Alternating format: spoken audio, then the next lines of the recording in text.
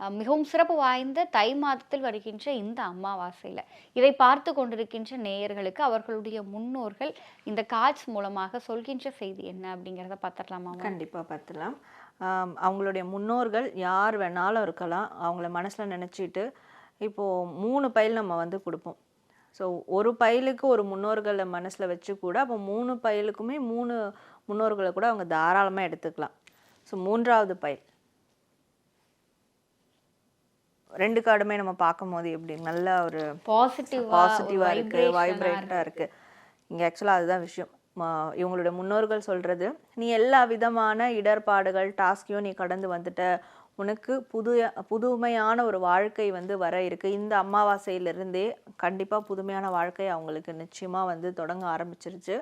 So அந்த வாழ்க்கையில் நிறையா அபண்டன்ஸ் தான், அது வளமான வாழ்க்கை. இந்த 16 செல்வங்கள் சொல்லுவாங்க.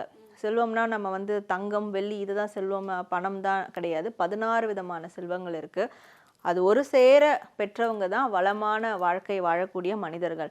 அந்த வளம் செழிப்பு இவங்களுக்கு நிச்சயமாக வந்து கிடைக்கும். ஏன்னா மிகப்பெரிய இக்கட்டு கஷ்டத்தெல்லாம் வந்து தாண்டி வந்துட்டாங்க.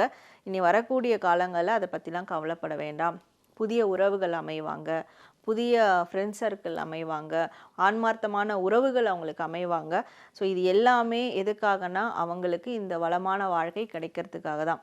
தமிழர்களின் நம்பர் 1 சாய்ஸ் தமிழ் மேட்ரிமோனி.